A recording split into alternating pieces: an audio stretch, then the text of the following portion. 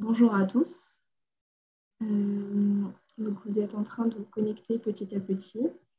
Donc bienvenue à la 9e et dernière session du colloque Ecophyto Recherche et Innovation. Donc cette session s'intitule Regarder plus large que la parcelle. Et donc on va tout de suite commencer. Je vais passer la parole à Fabrice Lebellec qui va introduire et animer cette session. Bonne séance. Merci Marianne, bonjour à toutes et tous. Donc, dernière session de ce colloque, donc webinaire 9, qui s'intitule « Regarder plus large que la parcelle ». Seconde diapo, une petite diapo introductive, notamment sur l'origine de ce séminaire. Donc, c'est un colloque Ecophyto Recherche Innovation de cette année, 2021, qui propose une série de 9 webinaires hebdomadaires. Qui permet de resituer et mettre en perspective des projets de recherche issus de 3 appels lancés depuis 2014 par l'axe recherche et innovation du plan Ecophyto. Alors, ces 3 appels portaient le premier sur donc PSP2, comme vous connaissez peut-être sous ce nom-là, qui portait sur la contribution à l'essor du biocontrôle dans le cadre de l'appel pour et sur le plan Ecophyto. Le second qui parlait de notions de résistance aux pesticides, résister aux bioagresseurs, vaincre les résistances au changement pour réduire les risques. C'est l'appel Pesticides 2014. Et le troisième, GEVI 2016, qui visait à mettre au point des solutions alternatives aux produits phytopharmaceutiques dans les jardins, espaces verts et infrastructures. Suivant. Alors, ces appels sont menés par l'axe recherche et innovation du plan Ecophyto, qui sont, comme vous le savez, copilotés par plusieurs ministères, donc le ministère de l'Agriculture et de l'Alimentation, le ministère de la Transition agroécologique, le ministère des Solidarités et de la Santé, et le ministère de l'Enseignement supérieur, de la Recherche et de l'Innovation. Donc, cet axe s'appuie sur un comité scientifique d'orientation recherche et innovation, le CSORI, qui est composé de 45 membres, dont je fais partie. Cet axe ce CSORI mobilise et structure différentes communautés de recherche et d'innovation pour produire et améliorer des connaissances et outils qui vont être nécessaires à atteindre des objectifs fixés par le plan Ecophyto en matière notamment de réduction évidemment de l'usage des produits phytosanitaires et de ces risques associés. À ce jour, 150 projets ont été labellisés, présentant un budget de 7 millions d'euros par an. Suivante. Donc, venons-en à ce webinaire numéro 9. Donc, je vais essayer de vous présenter très rapidement l'ordre du jour. Donc, déjà, pour situer un peu cet ordre à ce webinaire, c'est qu'on peut dire que si les usages des pesticides sont déclenchés à la parcelle, on s'aperçoit qu'aujourd'hui, il est largement admis que leurs effets dépassent très largement cette échelle. Donc, ce webinaire va aborder cette question du regard que nous devons opérer au-delà de la parcelle et même au-delà de l'acte technique qui est de traiter. Alors, nous verrons en effet à travers 5 projets comment est abordée et évaluée cette question et particulièrement quelle est la place des acteurs dans la décision de ces usages et de la limitation des effets des pesticides. Donc, on verra donc, le déroulé de 5 projets sous la forme de petites vidéos, 10 minutes, puis de 5 minutes de questions-réponses que vous pouvez adresser. Je vais vous donner les modalités après. Donc, premier projet, Rescape, le second, Résiste, le troisième, Trajectoire, le quatrième projet, AltSim, et puis le dernier, Altercol. Donc, les collègues présenteront ces différents projets et ces résultats au fil de l'eau. Suivra une petite séance d'échange, de questions-réponses d'une dizaine de minutes et une conclusion, puisque c'est le dernier séminaire de ce colloque par Xavier Rougoum et Lucie Gaucher. Voilà, je pense que sans une dernière diapo pour expliquer un peu, Damien, merci. Donc, juste quelques précisions. Vous allez pouvoir intervenir dans l'outil questions-réponses que vous avez en bas de votre bandeau là, de l'écran Zoom. Vous posez des questions, je les regarderai et j'en sélectionnerai quelques-unes. S'il y en a beaucoup trop, désolé pour celles qui ne pourront pas être passées, on va dire, à l'oral, mais par contre, les collègues pourront répondre par le biais de cet outil questions-réponses. Voilà. Si vous avez des problèmes techniques, comme c'est indiqué, mettez-le plutôt dans le chat, comme ça permettra de de vous aider à vous connecter. Et puis, vous aurez la brochure du webinaire qui est déjà disponible sur la page du site Ecophytopic. Et puis, les vidéos qui seront également accessibles sur une chaîne dédiée, une chaîne YouTube dédiée à ce colloque. Voilà, je pense que je suis bon dans les temps et on va pouvoir démarrer tout de suite par la première présentation, première vidéo du projet Escape.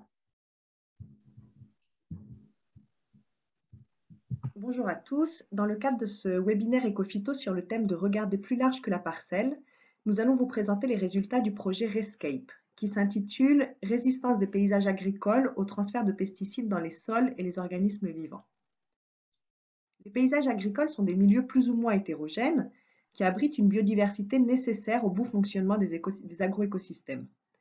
Les différents éléments du paysage peuvent constituer des sources ou des puits pour les organismes qui peuvent se déplacer dans la mosaïque agricole, mais également pour les contaminants comme les pesticides, qui peuvent être transférés après application depuis les zones traitées jusque dans des zones non traitées. C'est pourquoi, dans le cadre du projet Rescape, nous avons considéré l'échelle du paysage comme une échelle pertinente en termes de gestion et de processus écologiques pour étudier l'impact des pesticides sur la biodiversité et donc pour répondre à des enjeux de réduction des risques liés à l'utilisation des pesticides et des enjeux de promotion de la biodiversité pourvoyeuse de services dans les agroécosystèmes. L'un des objectifs principaux de ce projet était d'évaluer dans des paysages agricoles la contamination des sols par les pesticides, ainsi que l'exposition d'organismes non cibles comme les vers de terre, les carabes et les petits mammifères. Et afin d'avoir un aperçu de la variabilité environnementale de cette contamination, nous avons souhaité évaluer cela dans différents types d'habitats du paysage, en sélectionnant des zones traitées comme des parcelles de céréales, mais également des zones non traitées, comme des cultures en agriculture biologique ou des éléments semi-naturels. Et nous avons réalisé cela dans plusieurs contextes paysagers agricoles. Pour répondre aux objectifs du projet, nous avons fait appel à un consortium interdisciplinaire réunissant l'ensemble des compétences nécessaires. Nous avons travaillé sur la zone atelier Plaine et Val de Sèvres, qui est localisée dans le département des Deux-Sèvres. Sur cette zone, nous avons sélectionné 60 fenêtres paysagères qui représentaient différents contextes paysagers, comme on peut le voir sur les deux photos en bas au milieu de cette diapositive. Donc des contextes paysagers en termes de densité de haies, mais aussi de pourcentage de prairies et d'agriculture biologique dans la mosaïque agricole. Et au printemps 2016, dans chacune de ces 60 fenêtres, nous avons réalisé des prélèvements de sol, mais également des échantillonnages de vers de terre, de carabes et de petits mammifères, et ce dans 3 types d'habitats. Une parcelle de céréales, qui pouvait être soit en agriculture conventionnelle, soit en agriculture biologique, une haie et également une prairie qui pouvait être une prairie permanente ou temporaire. Les résidus de 31 molécules pesticides fréquemment utilisés sur la zone d'étude, ceux d'après des enquêtes agricoles disponibles et des bases de données nationales concernant les ventes de produits phytopharmaceutiques, ont été recherchés et quantifiés dans les échantillons de sol, les échantillons de vers de terre et de carabes. Pour ce qui est des petits mammifères, notre partenaire au Luxembourg a recherché dans les échantillons 140 molécules, dont 73 correspondaient à des pesticides actuellement utilisés et dont plusieurs étaient communes à celles recherchées dans les autres matrices. Donc c'est l'exemple des molécules en bas de la diapositive, donc notamment des molécules comme des pesticides d'intérêt tels que les fongicides époxyconazole ou boscalide, les insecticides imidaclopride ou deltamétrine, ou encore les herbicides diflufénicant et pendiméthaline. Donc, tout d'abord, nous avons mis en évidence une contamination quasi systématique par des cocktails de molécules dans toutes les matrices étudiées, avec 100% des sols, 92% des vers de terre, 75% des carabes et 100% des petits mammifères qui étaient contaminés par au moins une molécule. De plus, des cocktails qui étaient souvent de même nature, contenant essentiellement des molécules telles que l'imidaclopride, le diflufénican et certains fongicides comme l'époxyconazole ou le boscalide, ont été mesurés dans ces différentes matrices. Et c'est ce qui est illustré notamment par le graphique que vous avez ici en bas à droite de la diapositive, dans le cas des sols. Donc, face à ce constat de présence de résidus en mélange dans l'environnement et les organismes, se pose la question du risque potentiel représenté par ces pesticides. Nous avons premièrement cherché si ces concentrations représentaient des niveaux traces ou bien une contamination, et ce en comparant nos mesures avec les valeurs attendues dans les sols en usage normal. Pour plusieurs molécules, comme par exemple le diflufénican, le boscalide ou l'époxyconazole, les concentrations mesurées dépassaient les concentrations prédites maximales dans près de 20% des échantillons de sol. Si l'on considère maintenant le risque de toxicité pour les organismes du sol, pour chacune des molécules prises séparément, les concentrations de molécules comme l'époxyconazole, le boscalide ou l'imidaclopride dépassaient les seuils de toxicité chronique pour les vers de terre, avec des effets sur la reproduction qui étaient attendus dans plus de 40% des échantillons. Nous avons finalement mené une évaluation du risque des mélanges de pesticides, risque qui peut être classé en 4 catégories, allant d'un risque de toxicité négligeable à un risque élevé. Et un risque de toxicité élevé a été calculé pour près de la moitié des sols étudiés, ce qui inclut la majorité des sols de céréales en agriculture conventionnelle, mais également des sols d'habitat non traités, comme ceux provenant de certaines haies, certaines prairies ou même certaines parcelles en agriculture biologique. Cependant, bien que l'on retrouve des résidus pesticides partout dans la mosaïque agricole, les sols des zones non cibles, tels que les prairies, les haies ou encore les parcelles en agriculture biologique, sont moins contaminés et les individus qui s'y trouvent sont moins exposés aux pesticides. On a en effet dans ces zones plus d'individus dans lesquels on ne détecte pas de pesticides, comme on peut le voir avec l'exemple des Carabes à gauche, où on a par exemple 38% d'individus sans résidus pesticides retrouvés dans les prairies, alors qu'on n'a que 6% d'individus sans résidus pesticides qui sont retrouvés dans les parcelles de céréales.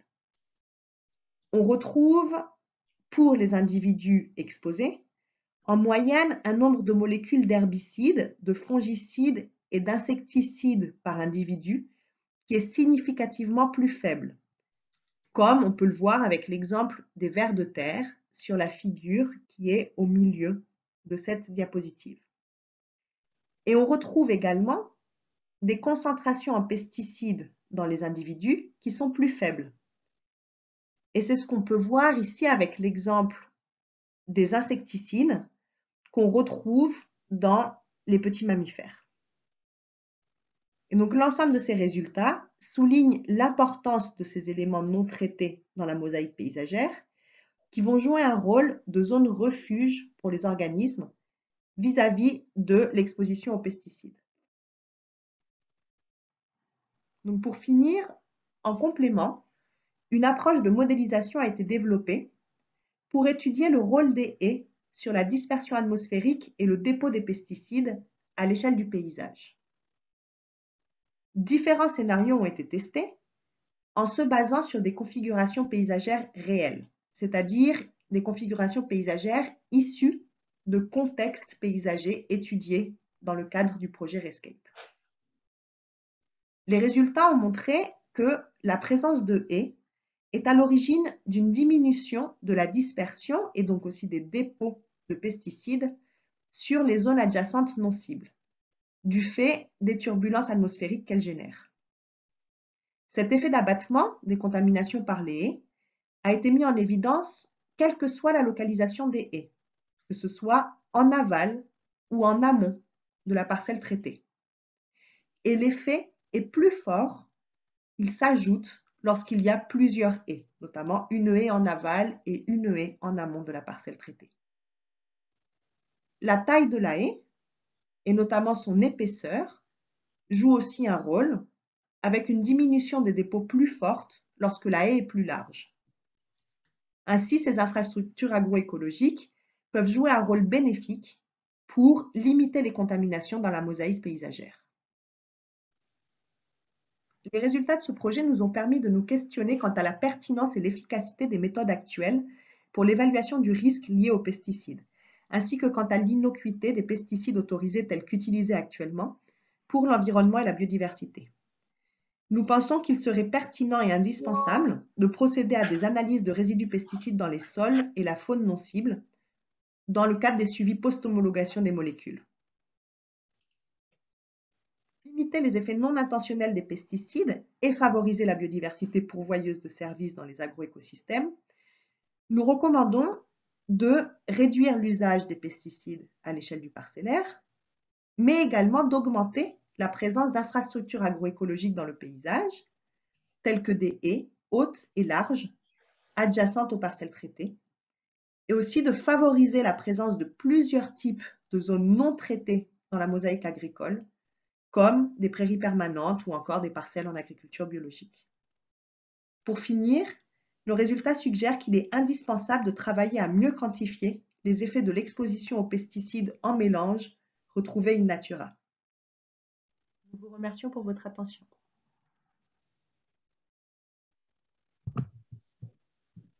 Merci. Donc pour l'instant, je n'ai pas de questions sur l'interface. Donc je vais me permettre d'en poser une en attendant que vous voulez bien en mettre une vous aussi, ou plusieurs. Voilà. Donc je ne sais pas, il y a Céline qui doit être là, Colette et Clémentine. Je ne donne pas les noms de famille pour ne pas les écorcher. Bon, Colette Bertrand, ça ira. Céline Telosi, parfait. Et puis Clémentine Fritz, c'est ça, qui devait être là aussi. Ouais, super. Écoutez, moi j'ai une petite question pour vous, une question piège. Je ne sais pas si vous allez pouvoir me répondre là-dessus. En tout cas, merci pour ce beau projet qui montre effectivement qu'il y a bien des fuites hors de la parcelle. Et d'ailleurs, c'est une question à ce niveau-là. Est-ce qu'aujourd'hui, on a une idée de la fraction des pesticides appliqués à la parcelle, évidemment, qui sont transférés hors de cette parcelle? Est-ce qu'on a une idée assez précise de ça, ou est-ce que c'est encore très compliqué à déterminer? Je vous laisse répondre. Comme vous voulez. Moi, je peux peut-être déjà apporter un élément, après mes collègues pourront compléter. En fait, on ne sait pas, à ma connaissance, on ne connaît pas la proportion.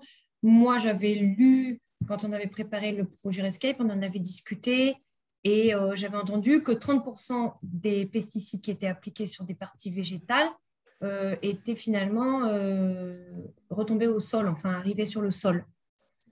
Maintenant, ça ne prend pas en compte, je pense, toutes les fuites. Ça, c'est plutôt au moment de l'aspersion, quoi. Mais ensuite, il y a des fuites qu'on quantifie relativement mal.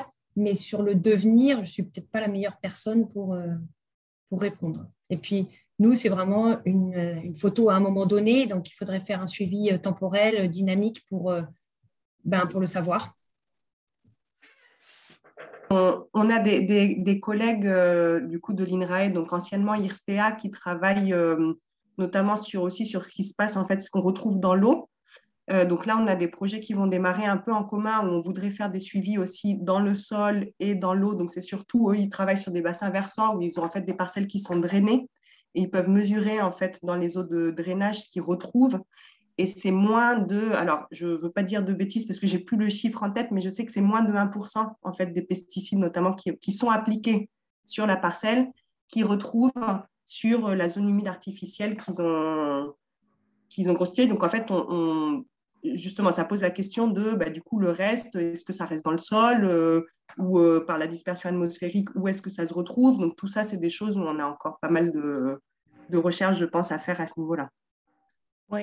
Juste, je complète un petit peu. C'est vrai que les fuites, en fait, on a différents compartiments qui sont concernés. Il y a le compartiment atmosphérique.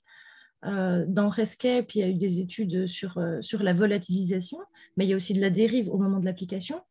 On peut avoir des écoulements au niveau de la parcelle, vraiment en surface, comme vient de l'évoquer Colette, et puis des écoulements un petit peu plus profonds.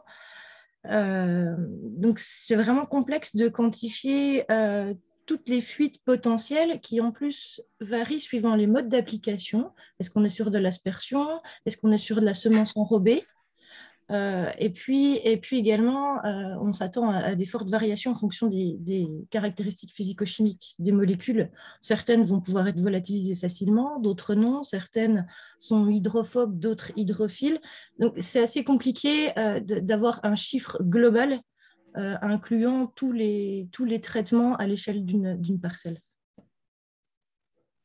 Merci pour cette réponse détaillée et ces réponses détaillées. Oui, même si une faible proportion de toute façon fuit, votre projet montre qu'il y a des effets nécessairement sur l'environnement d'une manière générale. Alors, j'ai juste une question, mais j'ai peur de ne pas comprendre exactement. Donc, un lien a-t-il été fait entre ce projet et des suivis ENI réalisés dans le cadre du plan Ecophyto? Alors, je ne sais pas ce que c'est que cet acronyme ENI, je ne sais pas. Donc, si quelqu'un peut m'aider là-dessus. Ouais. Oui, ce sont les effets non intentionnels. Ah, d'accord, ok. Les suivis nationaux qui ont été mis en place à la suite du premier plan Ecophyto et qui sont gérés par les chambres d'agriculture et les Fredons. Non, malheureusement, ça n'a pas pu être mis en place. Bon, j'aurais pas dû poser la question. Ok, bah c'est des perspectives pour la suite des projets. Je pense qu'on est bon. Je n'ai pas d'autres questions. Donc, on a les 5 minutes de discussion qui sont passées. Damien, si tu veux passer. J'avais posé une question. Ah, excuse-moi. D'autant plus complexe qu'on ne peut pas chercher toutes les molécules et leurs métabolites. Non, c'était pas ça. J'avais posé la question, est-ce que c'est la présence d'infrastructures agroécologiques qui réduit les résidus de pesticides dans les organismes, ou bien c'est le fait qu'il y a, du fait de l'existence de ces infrastructures, moins de surfaces traitées? Alors, on a, si je peux donner une réponse, par exemple, pour des organismes assez mobiles, comme donc si on prend par exemple l'exemple des carabes, on a d'autres résultats au niveau du projet qui montrent en effet, donc qui sont en cours de valorisation et qui montrent en effet que lorsqu'on augmente dans la mosaïque agricole, donc autour de la parcelle considérée, les surfaces en éléments non traités, donc que ce soit en parcelle bio ou la quantité de haies ou la quantité de prairies non traitées, par exemple, dans le paysage, ça joue à diminuer la contamination, l'exposition des organismes dans la parcelle. Donc, en fait, c'est-à-dire que c'est pas que, ça va pas être que le fait que, en effet, la présence de ces infrastructures, c'est vraiment en effet qu'on diminue la quantité de zones traitées, et notamment pour des organismes qui sont capables de bouger. C'est là où ça peut vraiment avoir un rôle parce qu'ils peuvent justement trouver des zones refuges où ils sont moins exposés, même si ensuite ils reviennent et ils colonisent en fait recolonisent des parcelles qui ont été traitées. Donc en effet, c'est l'intérêt d'avoir ces structures-là à ces échelles paysagères. En fait, les structures jouent à des échelles emboîtées. À l'échelle de la parcelle, elles permettent de limiter les fuites sur les zones non traitées. Et puis à l'échelle de la mosaïque d'habitat, ça permet d'avoir une mosaïque moins contaminée. Et localement, des contaminations plus faibles. Bien, je vous remercie de ces réponses précises. Posez vos questions dans l'interface questions et réponses, s'il vous plaît. Sinon, je ne les vois pas. On peut passer à la deuxième présentation, si vous voulez. Damien. Je suis Charles Motte, chercheur au sein de l'unité Ortsis du CIRAD. Le projet RESIST, Résistance des systèmes agricoles tropicaux à la réduction des pressions de pollution par les pesticides à l'échelle du bassin versant, est le fruit d'un partenariat entre le CIRAD, AgroParisTech et l'INRAE. Dans cette vidéo, je vais vous présenter les résultats de ce projet issu de l'appel Pesticides 2014 au nom du collectif impliqué. Le contexte du projet est celui des Antilles françaises. Ces départements et régions françaises et européennes constituent des exceptions agricoles à l'échelle du territoire national, pour leur climat tropical et les cultures qui y sont pratiquées sur des sols d'origine volcanique récents. L'emploi de chlordécone, un pesticide utilisé dans le passé contre le charançon du bananier, entraîne encore aujourd'hui une pollution durable des sols et des eaux. Des utilisations importantes de pesticides dans les systèmes de cultures actuels continuent de menacer la qualité de ces ressources, tandis que les mécanismes à l'origine des utilisations et des transferts sont mal connus. Par ces spécificités, ces régions souffrent ainsi de l'absence d'outils d'accompagnement à la transition agroécologique adaptés à la gestion des pollutions en conditions tropicales. L'observation conjointe des pratiques phytosanitaires et des pollutions permet de définir 4 catégories de situations, posant chacune des questions de recherche et des propositions de réponses spécifiques pour leur gestion. Le projet Résiste se positionne sur ces derniers couples d'applications actuelles causant des pollutions ponctuelles ou chroniques. La question de recherche est donc: quelles sont les modifications de pratiques pour réduire les pollutions? La solution envisagée, la co-conception participative de systèmes agricoles sur le territoire. Dans ce cadre, le projet vise ainsi à construire un dispositif d'accompagnement de l'évolution des pratiques au sein des socio-écosystèmes inscrits dans des bassins versants touchés par les pollutions agricoles, avec comme objectif opérationnel de limiter la pollution des rivières par des changements de pratiques à l'échelle d'un territoire. Les premiers résultats ayant montré des problématiques de pollution de l'eau par les herbicides et leurs utilisations transversales au sein des systèmes de culture aux Antilles ont axé les travaux sur la gestion des pollutions herbicides et la gestion de l'enherbement. Le principal résultat de ce projet est une méthode de conception participative de systèmes agricoles à l'échelle du bassin versant. Cette méthode est basée sur le constat issu d'un diagnostic socio-technique et d'une analyse des réseaux d'acteurs que les 3 grandes filières associées aux grandes productions de l'île, canne à sucre, banane d'exportation et diversification alimentant le marché local, travaillent de manière très déconnectée, ne permettant pas de mettre en place des actions coordonnées sur les bassins versants à enjeu pour l'eau. Dans le cadre du formalisme de la conception innovante, une première étape a donc été de rassembler ces acteurs autour de thèmes de discussion communs, sur des connaissances en lien avec les pollutions ou les innovations dans la gestion de l'enherbement, mais également par la mise en débat de situations telles que les retraits probables de certains herbicides ou la perception des pesticides par les différents acteurs. Sur la base de ces connaissances, nous avons co-construit avec les acteurs 15 innovations à l'échelle du territoire qui permettraient potentiellement des évolutions de pratiques de gestion de l'enherbement sur les bassins versants. Ces innovations ont ensuite été testées, combinées et leur mise en œuvre évaluée sur le bassin à l'aide d'un jeu de rôle, What Pass Game, qui a été construit dans le cadre du projet. Cette étape permet également d'affiner les différentes innovations dans leur conception. Cela a produit des scénarios dynamiques évalués de changements sur le bassin, permettant aux acteurs des filières de mettre en œuvre les stratégies d'évolution conçues entre les différents acteurs intervenant sur les bassins. En guise d'illustration, voici une représentation schématique de l'état d'un bassin dans les conditions dans lesquelles le projet a été mis en œuvre. Les acteurs opérant sans coordination au sein de leur filière, générant des pollutions de l'eau aux herbicides. Comme évoqué précédemment, la méthode a permis de co-construire et de combiner des innovations sous forme de scénarios. Lors de sa mise en œuvre, la méthode a ainsi créé de nouveaux liens entre les acteurs agricoles, mais également de reconnecter l'agriculture au territoire, valorisant et mettant en valeur ses ressources. Ainsi, l'agriculture peut avoir un effet levier sur le tourisme et favoriser l'attractivité du territoire par des pratiques reconnues vertes, sans herbicides par exemple, aboutissant à une forme de labellisation du territoire et de ses produits. L'agriculture s'inscrit alors dans une dynamique de développement économique renforcée avec la création d'un circuit écotouristique sur le bassin couplé à un dispositif de vente en circuit court fréquentées par des touristes, permettant, dans le même temps, la diversification des sources de revenus des agriculteurs. Les produits exportés du bassin, tels que la banane, peuvent également porter cette image au-delà du territoire.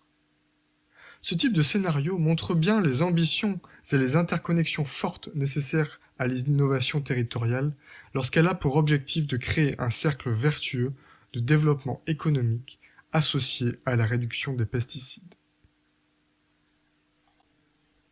Le projet Résiste a contribué aux enjeux d'écophyto en montrant que les pratiques herbicides actuelles impactent la qualité de l'eau.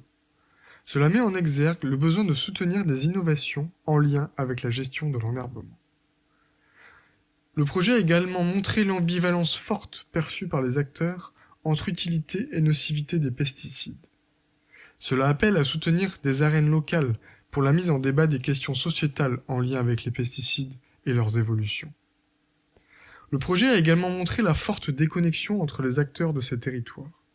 Cela appelle à soutenir des initiatives visant à reconnecter les acteurs intervenant dans les différentes filières agricoles et les autres acteurs du territoire.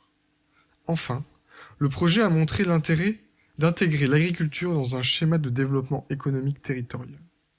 En particulier, en prouvant que le territoire est porteur de ressources et de leviers que les filières n'envisagent pas seules. Ainsi, certaines solutions pour réduire les pesticides sont imbriquées, et les initiatives territoriales ayant des effets indirects sur la réduction des usages des pesticides existent et sont à favoriser.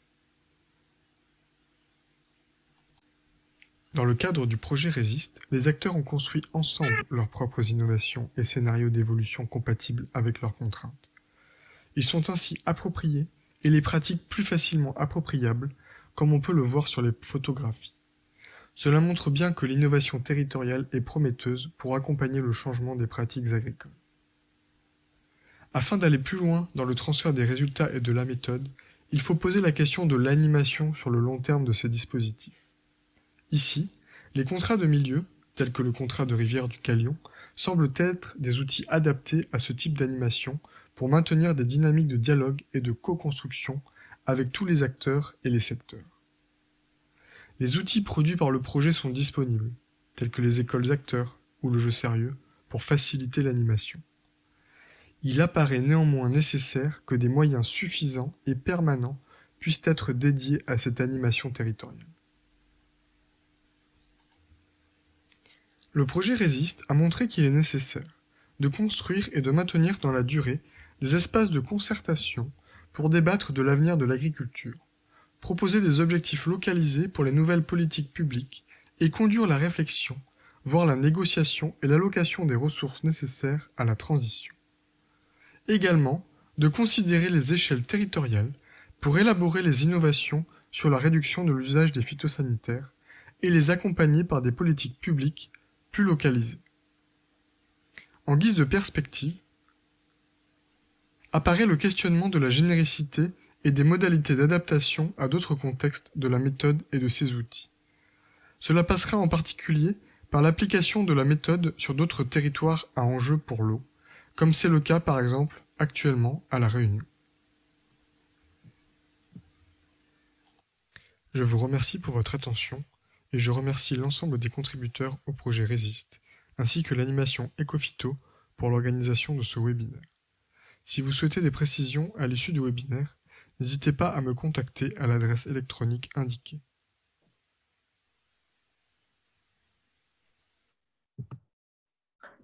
Merci pour cette présentation. Charles, si tu peux allumer aussi ta vidéo. Super. Alors, j'ai une question pour toi, Charles, d'Olivier, qui nous demande quels sont les ressorts principaux de l'adhésion des agriculteurs au projet, de leur motivation pour changer leurs pratiques, alors que cela présente un réel risque de rentabilité de leur activité. En fait, c'est tout l'intérêt justement de l'approche territoriale, c'est bien de pouvoir remobiliser des ressources qui peuvent être financières, qui existent à d'autres échelles, donc à l'échelle territoriale, ça peut être par de la mise en commun de ressources ou des choses comme, ou d'autres façons de gérer justement et d'appréhender ce risque qui, pris individuellement, effectivement, on va prendre un risque lié à un changement s'il est pris de manière individuelle, mais lorsqu'il est pris à l'échelle d'un territoire et collectivement, en fait, le risque va être beaucoup plus largement tamponné, et c'est bien cet aspect-là qui fait que certains agriculteurs ont, en partie, pour ces raisons-là, ont passé le cap d'aller tester d'autres pratiques voilà, comme des associations avec des éleveurs ou des choses, ou ce type de choses. Alors, j'ai une autre question de Julie qui aime bien les acronymes, donc à chaque fois, je l'embête pour préciser.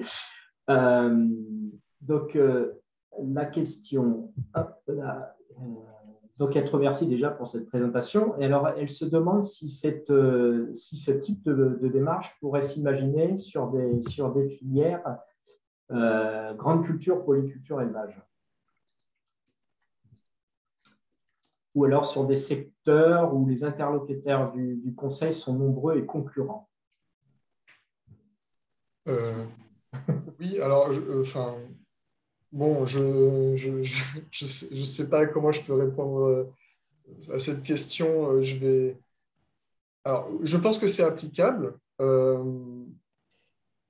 S'il y a de la concurrence, c'est justement tout l'intérêt de vraiment toute l'étape de mise en débat et de discussion de voilà, en fait, des enjeux auxquels sont confrontés les différents acteurs, et que ces enjeux puissent être vraiment discutés en collectif. Aux Antilles, il y a aussi de la concurrence sur la ressource en terre, par exemple, ou des choses comme ça. Donc, ça n'a pas nécessairement posé de problématique. Par contre, je ne sais pas dans quel domaine, dans quelle mesure c'est applicable si dans une dynamique où il y a plus de 300 acteurs, enfin voilà, des acteurs extrêmement nombreux et diversifiés, parce que c'est vrai que dans le cadre de la mise en œuvre du coup aux Antilles, il y a quand même un nombre d'acteurs qui, je pense, peut être plus limité en raison de la taille de ces territoires par rapport à voilà, de plus grands territoires qui peuvent multiplier le nombre d'acteurs. Donc ça, c'est une question effectivement en perspective qui pourrait être intéressante à poser. Il faudrait faire cette analyse rétrospective des points dans la démarche, dans la méthode et ces outils qui sont des facteurs limitants. Enfin, le fait que le nombre de participants soit un facteur limitant. Ok. Deux petites questions courtes et réponses courtes, Charles, si tu veux bien. Alors, une question sur est-ce que les groupes défis sont présents dans les DOM et est-ce qu'ils ont été inclus dans la démarche? Et puis, il y a une autre question sur l'analyse du bilan économique. Est-ce que ça a été réalisé dans le projet Résiste? Alors, sur la première question, les animateurs des différents réseaux défis, des différentes filières présentes donc, à la Martinique et à la Guadeloupe ont été intégrés dans la démarche. Voilà, ils étaient des acteurs qui ont participé aux ateliers et aux démarches de conception. Et sur les aspects économiques, il y a eu une analyse économique, mais à l'échelle, alors qui, elle, s'est faite à l'échelle des innovations mises en œuvre dans les exploitations agricoles. Donc, il y a eu un volet économique où il y a eu, j'ai plus le nombre exact, mais une dizaine de systèmes de culture en rupture qui ont été analysés d'un point de vue économique pour pouvoir justement paramétrer les interactions économiques à l'échelle du territoire sur cette base. Mais il n'y a pas eu d'analyse économique, on va dire, macro-territoriale. Merci. Je pense qu'on va terminer sur cette partie questions-réponses. Tu pourras répondre à Olivier qui demande des précisions sur l'interface. Il n'a pas complètement répondu à ses attentes, donc si tu peux préciser en bilatéral. OK, je vous propose de passer à la troisième présentation. Donc, Damien, si tu peux. Bonjour, je suis Carole Barthélémy, maître de conférence en sociologie au sein d'Aix-Marseille Université. Et je vais vous présenter les principaux résultats du projet Trajectoire que j'ai piloté et dont l'intitulé exact est Trajectoire familiale et utilisation des pesticides dans des territoires agricoles à enjeu. L'objectif de ce projet s'inscrit dans un domaine de recherche assez fourni aujourd'hui qui interroge les difficiles changements des pratiques agricoles en matière d'usage des produits phytosanitaires.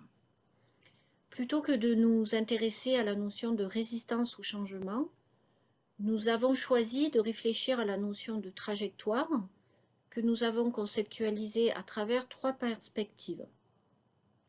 La première concerne les trajectoires familiales des agriculteurs. On s'est demandé si au sein des familles entre générations, il y avait des changements de pratiques, des changements de représentation au sujet des produits phytosanitaires et s'il y avait des débats au sein des familles à ce sujet. La seconde perspective de la notion de trajectoire concerne des trajectoires que je dirais matérielles, des pesticides, de leur diffusion dans le milieu et dans le temps, et comment ces inscriptions spatiales et temporelles jouent aussi sur un potentiel changement de pratique. Enfin, la dernière perspective que l'on a travaillée est celle des trajectoires territoriales. Et ce qui nous intéressait, c'était de réfléchir aussi à la manière dont les territoires se transforment en termes agricoles et comment ces transformations viennent interroger les pratiques des agriculteurs. Pour faire ce travail, on s'est posé une hypothèse centrale: l'échec comme le succès des dispositifs de réduction de l'utilisation des pesticides sont liés aux trajectoires familiales et territoriales des agriculteurs. Et pour ce faire, nous avons mis en place un consortium entre sciences sociales et sciences de l'environnement. On a mis en place une méthodologie comparative entre 4 territoires agricoles, le Beaujolais pour la viticulture, ainsi que le Cœur d'Hérault, qui est une communauté de communes au nord de Montpellier, un terroir d'arboriculture, Nord-Alpie, au nord des Bouches-du-Rhône, bordé par la Durance, et enfin le territoire d'agriculture céréalière, la Camargue, et les Alpilles Sud pour l'oléiculture. En termes de résultats, le premier résultat important de notre travail résulte d'environ 150 entretiens semi-directifs que nous avons menés sur ces 4 territoires auprès d'agriculteurs, d'agricultrices et d'acteurs institutionnels. Ces enquêtes permettent de montrer 2 résultats majeurs qui sont interdépendants.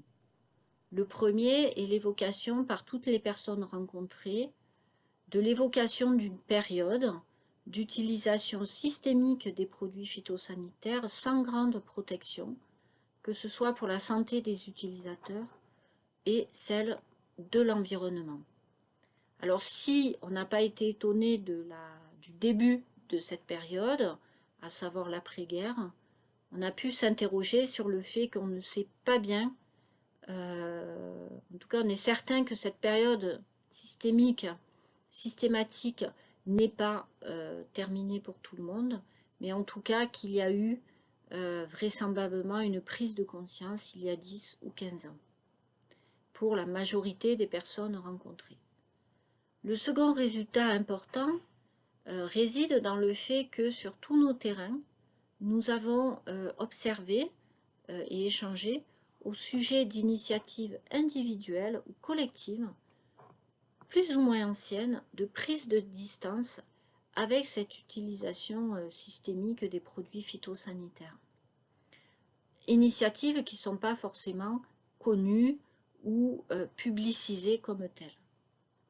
Pour arriver à prendre de la distance avec cette norme de l'utilisation des produits phytosanitaires, nous avons défini 4 critères d'explication.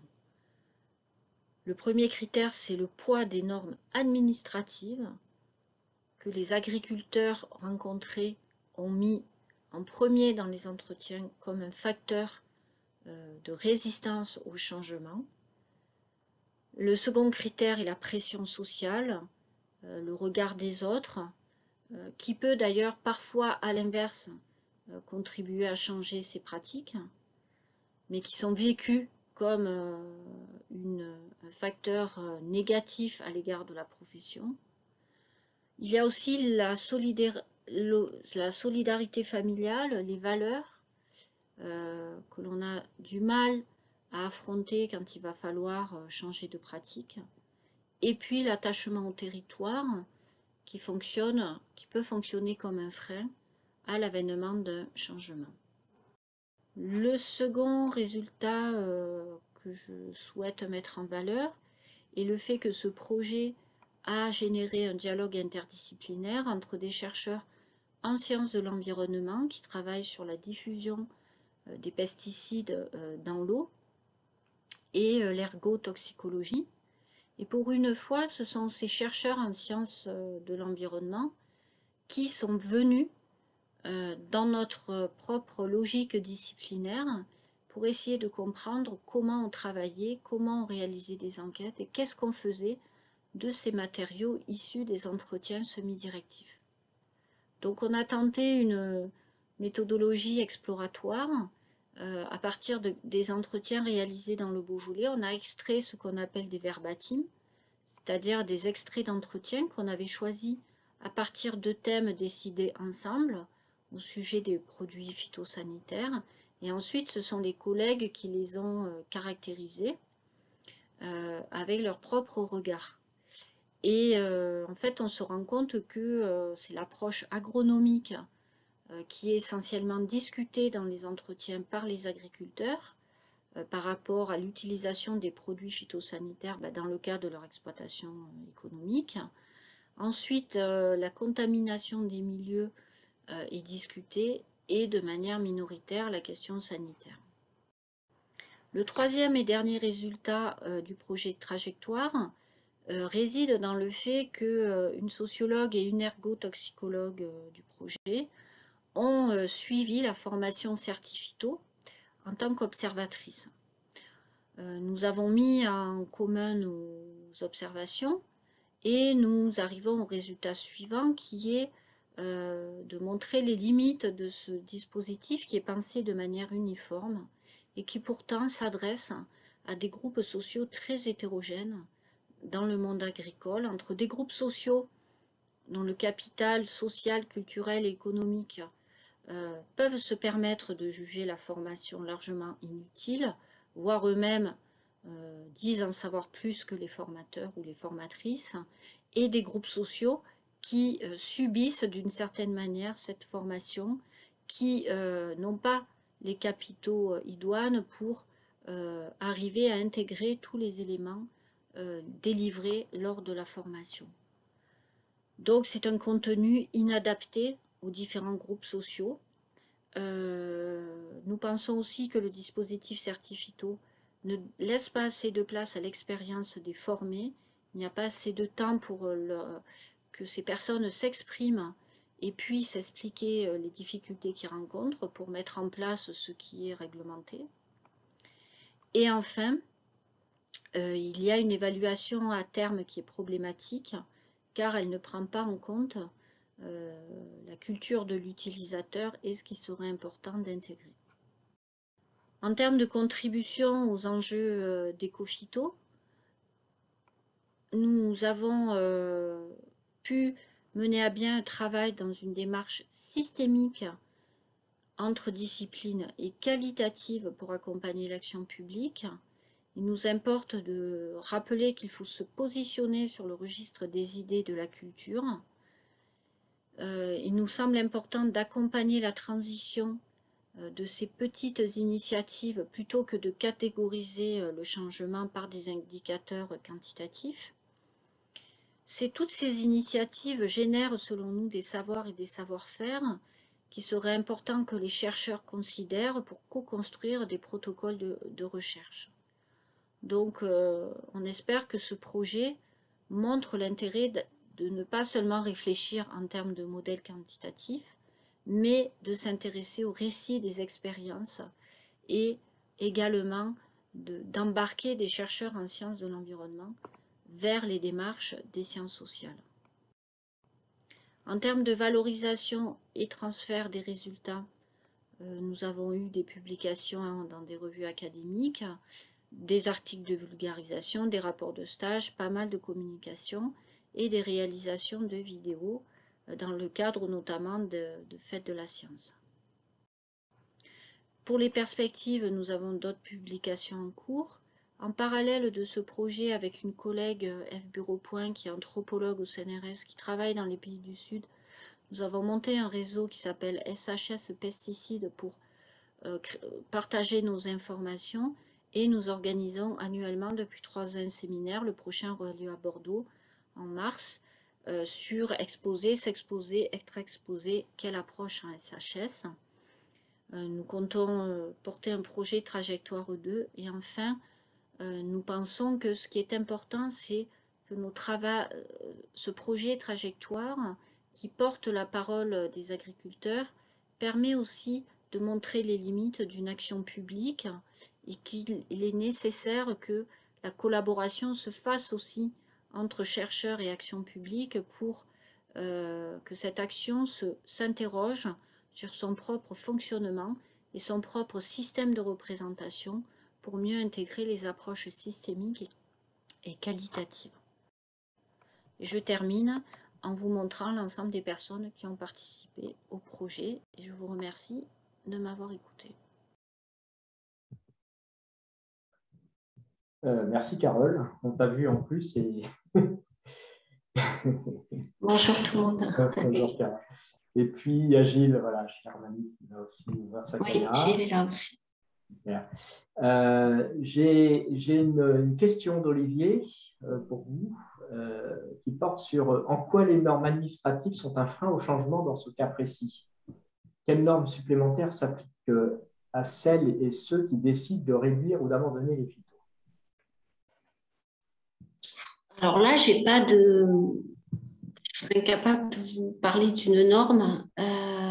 C'était plutôt que, en fait, nous, on est arrivé sur ces enquêtes avec une fausse représentation qui était que les agriculteurs allaient plutôt parler des effets des pesticides sur leur santé, en fait. Et quand ils nous ont parlé des principaux, parce que les entretiens au départ sont un peu généralistes, ils nous parlaient plutôt du fait que pour eux, il y avait une hiérarchisation des risques. Ce qu'ils mettaient en avant, c'était le poids des normes administratives en général dans leur milieu, qui était plus un problème pour eux, et que la réglementation par rapport aux produits phyto venait se rajouter, était englobée dans leur système de représentation, voilà, dans ce type de contraintes qui les pèsent énormément, qui leur pèsent. Et voilà, mais je n'ai pas d'exemple. Alors peut-être Gilles sur la viticulture. Je vais rajouter quand même quelques éléments. D'abord, ce que regrettent parfois certains, c'est les changements incessants des normes administratives, ce qui est autorisé et ce qui est interdit. Et donc, par exemple, la gestion des stocks, etc., en est d'autant plus compliquée. Et puis, la question de la labellisation, qui se traduit en termes de coûts, de temps et de compétences. C'est-à-dire que la labellisation, ça veut dire la transparence des pratiques, alors notamment dans Terravitis, dans le bio, dans le HVE, et ça veut dire donc noter un certain nombre de pratiques et c'est très coûteux en temps et en paperasserie. On nous parle beaucoup de la paperasserie dans les entretiens, et du coup certains renoncent à certaines normes, à passer en bio par exemple, à cause des contraintes administratives. Merci. Alors, sur l'interface, je n'ai pas d'autres questions. Je vais vous en poser une, moi, si je me permets. Vous êtes assez critique là sur les certificats, même très critique, on va dire ça comme ça. Comment vous pensez qu'on pourrait améliorer ces formations et notamment comment prendre en compte la diversité des attentes des producteurs qui doivent être très diverses de filière à l'autre. Et est-ce que vous avez d'ailleurs une idée de ces attentes par rapport à ces certificats? Oui, alors moi j'ai observé un certificat avec des employés et puis Sonia Grimbuller, l'ergotoxicologue, elle, je me souviens plus, je crois qu'elle en a fait 2. Alors nous, on est critique dans le sens où c'est une énorme diffusion de connaissances concentrées dans un temps très court. Et moi, j'étais avec des employés dont certains ne parlent pas correctement le français. Donc, on se demande bien qu'est-ce que peuvent comprendre des personnes. Voilà. Donc, je pense que effectivement, c'est toute la difficulté d'une formation normalisée, uniforme, et d'un public qui ne l'est pas. Et donc, et les vocations, voilà. Donc, pour aller vite, moi, je dirais qu'il faudrait faire un effort d'adaptation, alors sans tomber dans une formation à la carte, mais qui est des... je pense que quand même, il y a eu des retours aussi sur Certifito, on n'est pas les seuls voilà, il y a eu plusieurs rapports d'évaluation, mais moi, je pense qu'il faudrait faire un effort d'adaptation à des publics qui n'ont pas du tout les mêmes possibilités de compréhension. D'ailleurs, il y a Laetitia là, qui apporte une réponse, ou en tout cas une expérience aux Pays-Bas qui dit que le Certifito est un système à points. Donc, il faut participer à différentes réunions pour obtenir des points. Donc, elle voit 2 avantages à ce système. On peut choisir les réunions auxquelles on participe en fonction des besoins propres à chacun, sur les sujets qui intéressent vraiment. Et deuxième avantage, ça permettrait de repeupler certaines réunions où il y a peu de producteurs. Voilà. Est-ce qu'on pourrait envisager ce système en France? Bon, on pourrait peut-être s'en inspirer. En tout cas, merci pour cette expérience des Pays-Bas. Voilà. Oui, et laisser plus de temps aux personnes d'exprimer, parce que c'est souvent c'est le formateur qui parle. Il n'y a pas assez de temps pour, même s'il faisait un effort d'échange, hein, c'est pas le... Mais voilà, et d'expérience un peu concrète aussi peut-être sur le terrain, ça pourrait être bien aussi. Je pense qu'il y a aussi une certaine défiance vis-à-vis de ce genre de formation. C'est-à-dire que c'est un peu en relation à ce que je disais tout à l'heure, des changements de normes incessants. Et du coup, l'impression que ça vient d'en haut, d'une sorte de technocratie, et que finalement, c'est un peu le même rapport qu'il y a entre ce qu'on nous dit sur les formations. Hein. À l'école, on nous apprend la théorie, et puis finalement, le métier, on l'apprend sur le terrain par nos pairs. Alors, par nos pairs, par les parents surtout. Et du coup, ça renvoie un petit peu à quelque chose qui serait de l'ordre de la théorie administrative et qu'on n'a pas trop envie d'écouter. D'où ce que disait Carole dans sa présentation orale tout à l'heure, c'est aussi l'impression d'en savoir plus que les formateurs, quoi.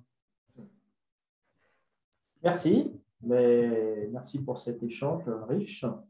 On peut passer donc à la 4e présentation qui va concerner les cimetières.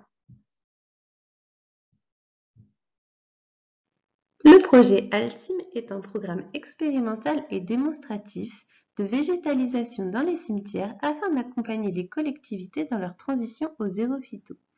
C'est un programme qui a été financé par l'OFB via le plan Ecophyto. Il a été porté par Astre d'Orsen-Manche via Florisage, sa branche paysage, et en partenariat avec la Fredon Normandie.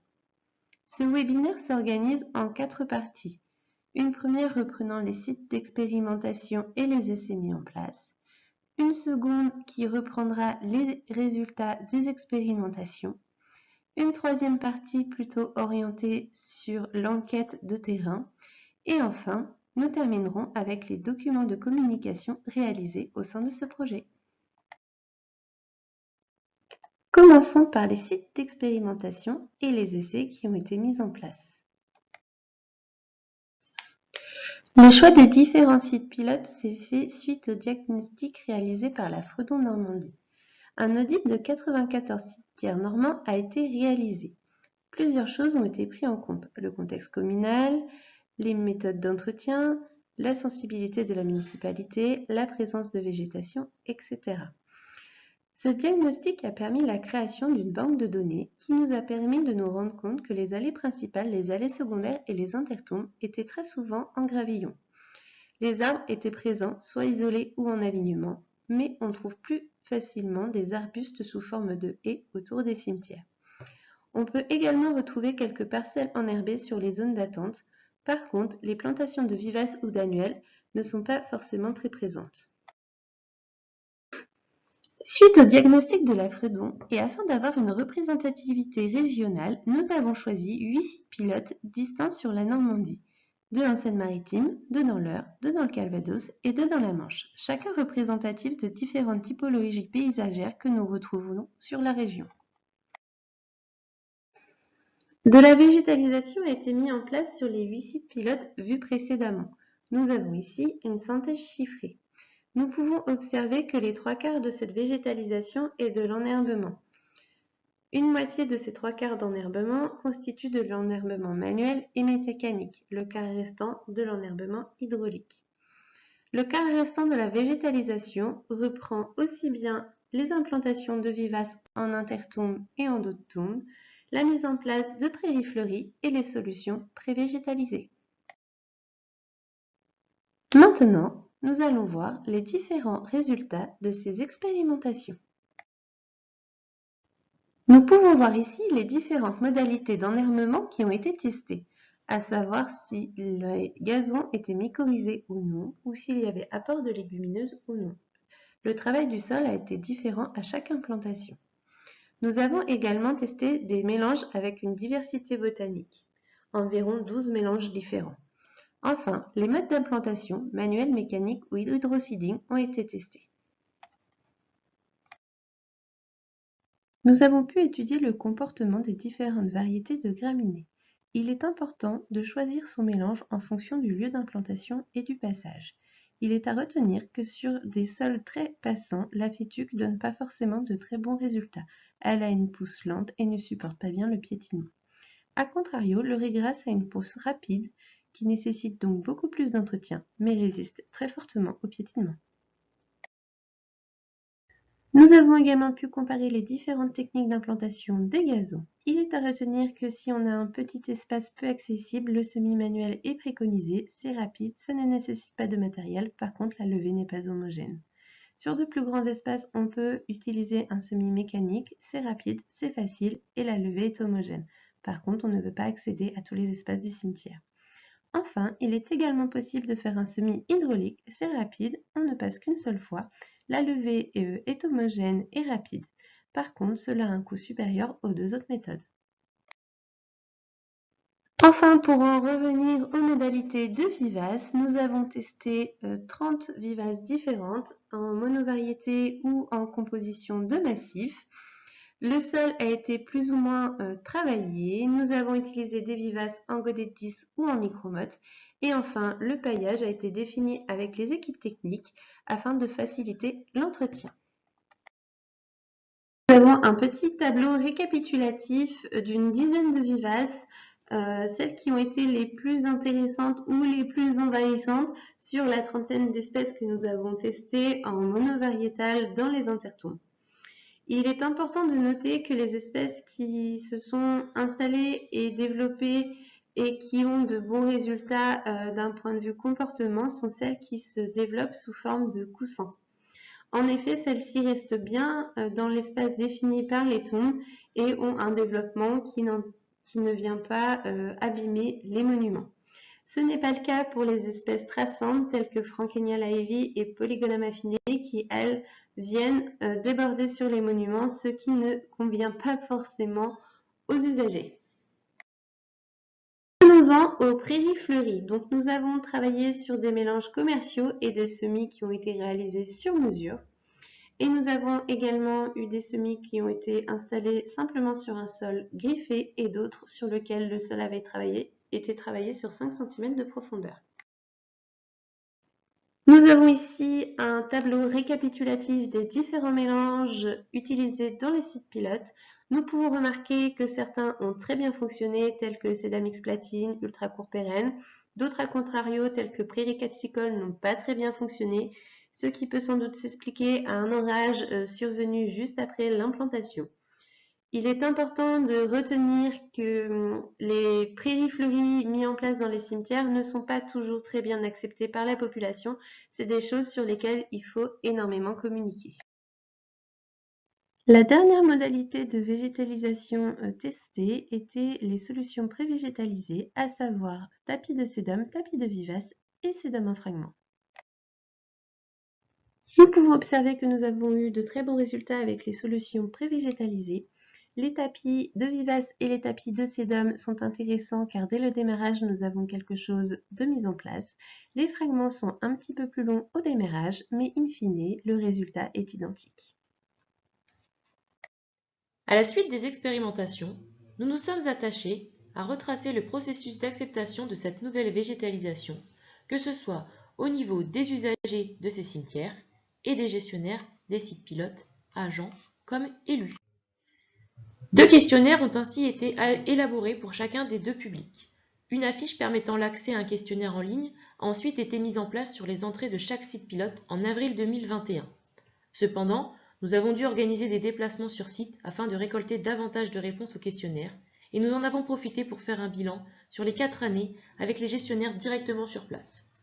Les objectifs de ce questionnaire étaient de mettre des mots sur l'ambiance des cimetières et les types des paysages ressentis avant et après végétalisation, récolter l'ensemble des avis sur les différentes plantations qui ont été mises en place, sur leurs intérêts, sur leurs contraintes, récolter également des avis sur les hauteurs acceptables, les difficultés ou avantages de gestion, et enfin, nous avons demandé aux participants si les projets étaient généralisables sur l'ensemble des sites, et si oui, avec quel type de flore, afin de synthétiser les besoins des gestionnaires, mais aussi des usagers.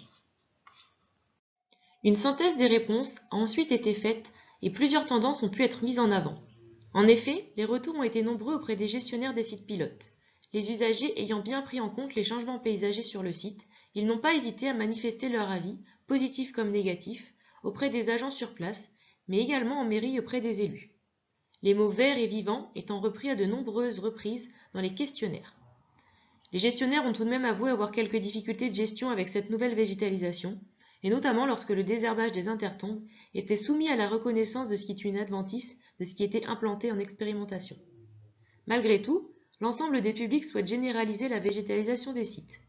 Les végétalisations souhaitées étant des végétations à fleurs, mais la présence d'arbres est en grande majorité plébiscitée, tout comme des aménagements en faveur de la biodiversité à 80% sur les enquêtes. Ceci étant, les gestionnaires ont fait part de leurs besoins vis-à-vis de cette généralisation des végétaux sur les cimetières, comme par exemple une communication plus importante, ainsi que des formations aux nouvelles méthodes de gestion et de reconnaissance des végétaux à favoriser ou non.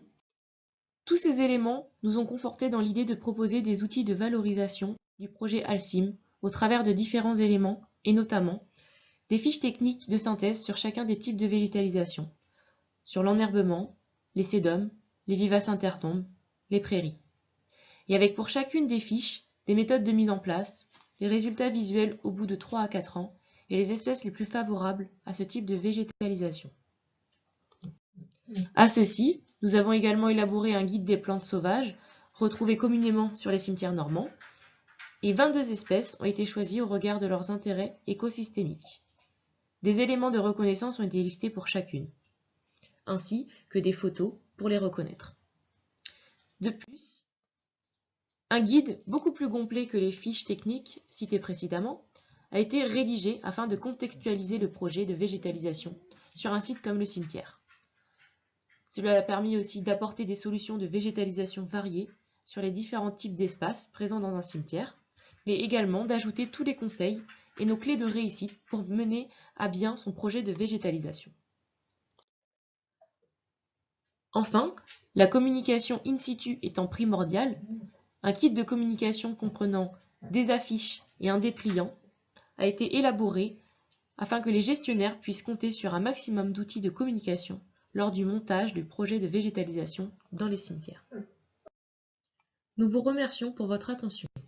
Merci. Merci pour cette présentation. Alors, c'est Flore, c'est ça qui sera qui représentera ce projet. J'ai une petite question de compréhension dans le chat sur l'enherbement. Quelle place l'enherbement prend la place de quelle occupation, gravillon, autre couverture minérale? Elle est pas, enfin voilà, si j'ai compris la question aussi. Oui. Du coup, en fait, les enherbements ont été implantés dans les allées principales et secondaires à la place des gravillons. Ensuite, les vivaces en monovariété ont été implantés dans les intertombes, donc les espaces entre deux tombes. Les massifs de vivaces en dos de tombe, donc quand on a deux tombes qui sont dos à dos. Et tout ce qui était prairies dans les espaces où les tombes ne sont plus visitées. Pour être plus clair. Je pense que ça va convenir comme réponse à notre collègue de précision. En attendant qu'il y ait d'autres questions qui soient posées sur l'interface, moi j'avais une remarque un peu générale. Finalement, j'avais aussi posé une deuxième question, excusez-moi. Alors, c'est qui? C'est Francisca, c'est ça? Oui, j'avais posé une deuxième question en dessous. Vas-y. Vous avez évoqué à un moment que les populations acceptent mal. Je n'ai pas compris exactement ce que les populations acceptent mal, en fait. Alors, de base, il faut savoir que le cimetière, c'est très compliqué, le changement. Donc, de base, la végétalisation passe très mal. Peu importe la végétalisation. Et on s'est rendu compte que c'est beaucoup plus compliqué, en plus, quand on essaye de mettre en place des prairies fleuries. On a beau expliquer que c'est pour la biodiversité, que ça se met sur des espaces choisis avec la commune sur des endroits où les tombes ne sont plus visitées. Donc, en fait, on insère la prairie au milieu des tombes qui ne sont plus visitées. Et ça, c'est assez compliqué à faire comprendre aux gens, surtout les premières années où la prairie n'est pas foncièrement fleurie. On a un site pilote sur lequel, au bout de 4 ans, la prairie est devenue vraiment très jolie. Et là, on a eu des retours positifs. Mais les 3 années précédentes, le maire peut en témoigner, il a reçu des courriers en fait, de plaintes. Merci. Du coup, j'ai une question qui va aller un peu aussi dans ce sens-là. En fait, j'ai l'impression que la végétalisation de ces cimetières semble plutôt acceptée, mais dans le sens aménagement fleuri, d'agrément, voilà. Oui. Ce qui ne répond pas vraiment complètement à la question de la gestion de l'enherbement et notamment l'usage qu'on peut faire de produits phytosanitaires, même si c'est maintenant très réglementé, pour gérer ces enherbements. Donc, comment les gestionnaires appréhendent-ils ça? Comment ils font aujourd'hui et comment ils gèrent cette flore spontanée qui serait jugée inutile par les usagers? Alors, en fait, sur nos sites pilotes, on a eu plusieurs cas. En fait, soit ils étaient vraiment en tout phyto dans le cimetière et ils ont accepté le challenge du coup de nous suivre dans une végétalisation qui avait pour but de modifier la gestion et du coup de passer en zéro phyto dans le cimetière. Donc là, les 8 sites pilotes sont tous passés en zéro phyto dans le cimetière. C'est la végétalisation qui sert en fait de couverture ou de concurrence aux adventices pour qu'on ne les voit plus ou qu'elles disparaissent en fait. Ou alors, certains ont fait du coup phyto, sont passés entre deux au brûleur ou au manuel et sont arrivés ensuite à la végétalisation. On a remarqué que quand ça fait le saut entre directement produit phyto, végétalisation, on a des remarques sur le temps d'entretien qui est augmenté, ce qui est logique. Entre 2 à 3 passages en phyto et en végétalisation, ce n'est pas tout à fait le même temps, surtout s'il y a de la tonte, un petit peu d'entretien, etc. Par contre, ceux qui ont fait l'étape passage au manuel et ou au thermique, eux sont plutôt contents de passer à la végétalisation parce que d'un point de vue temps, c'est beaucoup plus agréable et ils y gagnent du temps. Merci. Une dernière question peut-être. Donc, j'ai une remarque là d'Olivier qui nous dit que les cimetières paysagers, là où ils existent, semblent bien acceptés, voire valorisés. Est-ce que ça a été exploré lors de ce projet-là, dans votre projet ou pas? Alors, sur la partie enquête, en fait, là, on n'avait que 10 minutes, donc c'était un petit peu trop court pour tout présenter. Mais effectivement, en fait, on a enquêté donc, aussi bien auprès des élus que des usagers du cimetière avec des planches photos. en demandant aux gens où est-ce qu'ils se situaient. Donc, on avait des cimetières très minérales et on allait sur quelque chose qui ressemblait vraiment à un parc, du coup.